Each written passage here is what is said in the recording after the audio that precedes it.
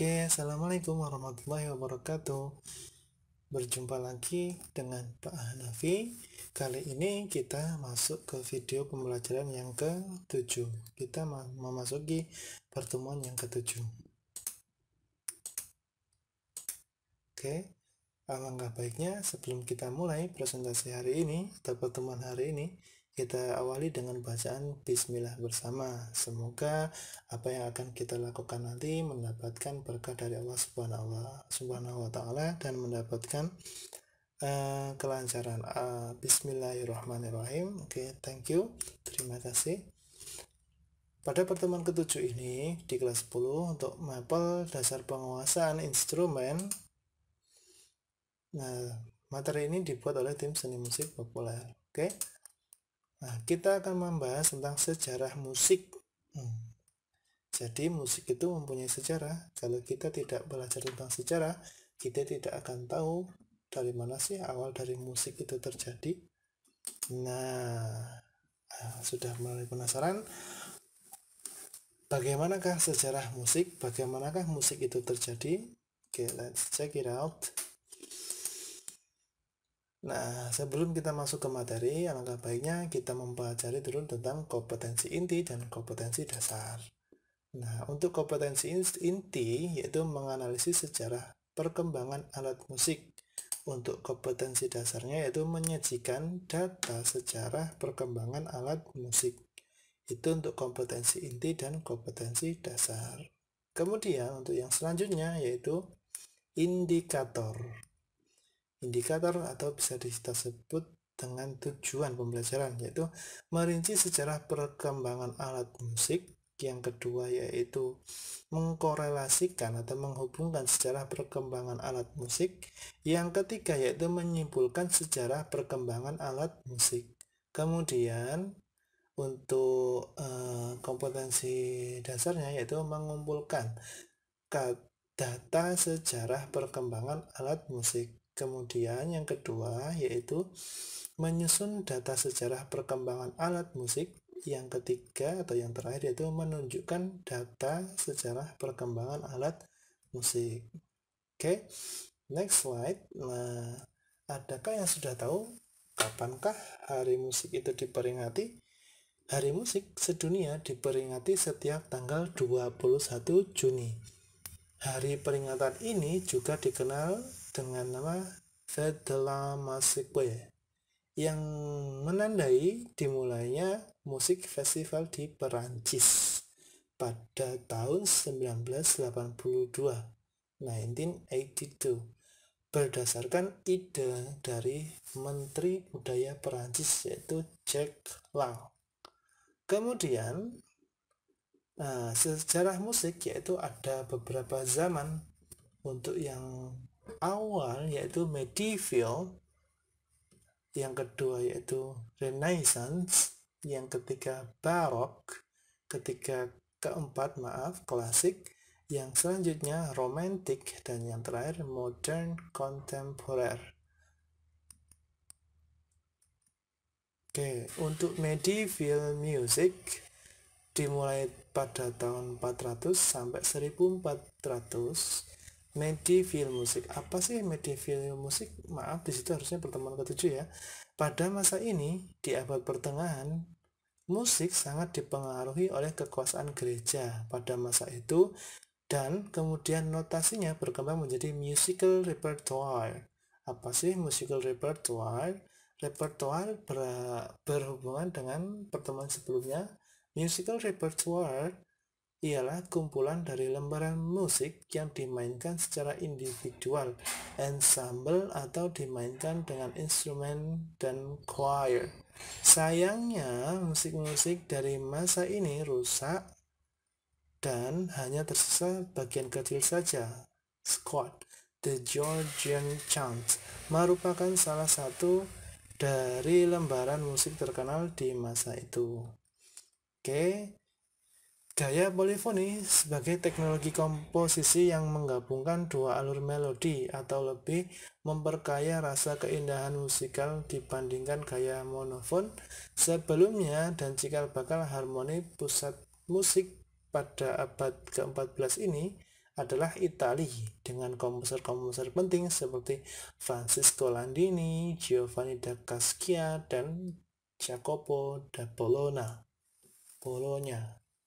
Kemudian untuk yang pertama yaitu medieval. Kemudian yang kedua yaitu Renaissance pada tahun 1400 sampai 1600-an. Pada masa ini, instrumen musik seperti piano atau organ sudah dikenal hingga muncul musik instrumen. Di kota Florence, Italia, berkembang seni opera atau pembawaan musik dengan vokal diiringi instrumen musik. Pada masa ini juga, chord musik lebih fleksibel dan mudah untuk disesuaikan dengan gaya musisi itu sendiri. Oke, jadi pada masa ini piano dan organ sudah banyak dikenal. Oke, kemudian Renaissance artinya terlahir kembali. Pada abad ini perkembangan musik gereja merosot, sedangkan musik duniawi mulai mendapat perhatian dan kedudukan yang makin penting. Instrumen musik dulunya hanya sebagai pengiring lagu, mulai dibuat komposisinya.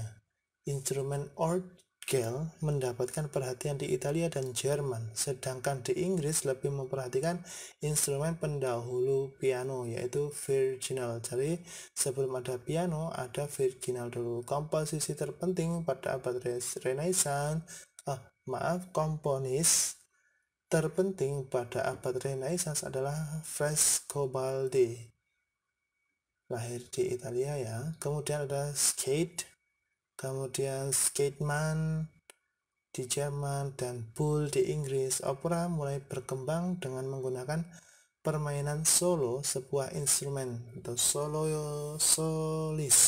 solistis dan kor besar. Oke, itu untuk yang kedua. Yang ketiga ada barok pada tahun 1600 sampai 1700-an. Pada periode ini jenis musik instrumen lebih dikenal secara umum. Para komposer musik memberikan improvisasi ke dalam hasil karyanya. Jadi sudah banyak yang mengenal tentang instrumen musik secara umum dan banyak musisi atau komposer melakukan improvisasi. Oke, gaya bermusik para musisi lebih beragam. Terdapat aliran musik rokoko pada periode ini. Kemudian perbedaan musik barok dan rokoko ialah musik barok memakai ornamentik yang membolehkan komposer memberikan improvisasi spontan pada karyanya. Sedangkan musik rokoko memiliki komposisi musik yang dekoratif, tapi tidak terlalu kompleks. Itu untuk barok dan rokoko. Kemudian ada musik klasik pada tahun 1700 hingga 1910. Klasik era atau era klasik barat berhubungan erat dengan harmoni. Beberapa hasil karya dari masa ini merupakan hasil karya yang tidak dapat dibandingkan dengan karya apapun pada masa sebelumnya, seperti karya Beethoven berjudul Fifth Symphony. Pasti kalian sudah tahu tentang Beethoven. Oke, itu beberapa komposer. Klasik dipinjam dari satu bentuk jenis dalam dunia sastra yang memberi ciri-ciri ketaatan pada kaidah-kaidah formal, bentuk, dan struktur komposisi dalam mencapai keseimbangan dan kesempurnaan musik. Abad klasik diawali sepeninggalan oleh Bach dan Handel sekitar tahun 1750. Musik zaman klasik memiliki ciri sebagai berikut. Yang pertama yaitu menggunakan peralihan dinamik crescendo dan decrescendo. Yang kedua, perubahan-perubahan tempo dengan accelerando dan ritardando. Yang ketiga yaitu pembatasan nada-nada hias atau ornamentik. Jadi untuk penjelasannya sebelumnya, ornamentik yaitu nada-nada hias. Kemudian yang terakhir yaitu pemakaian akor 3 nada. Itu untuk klasik. Kemudian ada romantik pada tahun 1810 hingga 1900-an. Pada era ini, karya-karya pada era romantik memiliki komposisi perasaan emosi yang kuat dan makna yang dalam. Dari karya Schumann sampai Wagner, komposisi menjadi lebih kompleks sebagai simbol dari beberapa karya yang dramatis seperti Siegfried, karya milik Wagner. Oke. Musik romantik sangat mempertimbangkan perasaan yang subjektif. Musik bukan saja digunakan untuk mencapai keindahan nada-nada, tetapi dipergunakan untuk mengungkapkan perasaan, sehingga banyak menggunakan dinamik dan tempo. Sajian musiknya tidak menggunakan nada-nada hias kecuali trill. Komponis-komponis yang terkenal antara lain ada Ludwig van Beethoven dari Jerman, Franz Peter Schubert dari Wina, Francois Frederick Chopin dari Polandia, bisa dikenal dengan Chopin, Robert Alexander Schumann dari Jerman, Johannes Brahms dari Jerman. Modern atau kontemporer pada tahun 1900 hingga tahun 2000. Nah, setelah penemuan radio, musik menjadi lebih sering terdengar oleh kita. Pada zaman dulu, sebelum ada HP, internet, dan komputer, mungkin ditemukannya radio. Radio dulu, baru itu ada televisi. Pada radio juga, ketika radio datang, radio ditemukan, musik itu menjadi lebih populer, lebih sering terdengar oleh manusia pada zaman itu ya, pada tahun 1900 hingga 2000. Begitu juga dengan televisi yang turut mempengaruhi di era ini. Membawa musik menjadi produk dari budaya massa, musik juga berevolusi hingga menciptakan berbagai jenis atau aliran musik, tempo bahkan temponya. Jadi di tahun ini mulai banyak jenis atau aliran musik. Oke, musik pada zaman modern tidak mengakui adanya hukum-hukum dan peraturan-peraturan karena kemajuan iptek, ilmu pengetahuan dan teknologi yang semakin pesat dan perkembangannya globalisasi dunia dan berkembangnya globalisasi dunia yang juga berimbas di perkembangan musik dunia. Salah satu tujuan modernisasi adalah emansipasi dan membebaskan dari keterbelengguan, keterikatan dasar, dan pembatasan. Komponis zaman modern antara lain Claude Archil Debussy dari Prancis, Belle Bartok dari Hongaria, Maurice Ravel dari Prancis, Igor Fedorovinsky dari Rusia, Edward Benjamin Britten dari Inggris.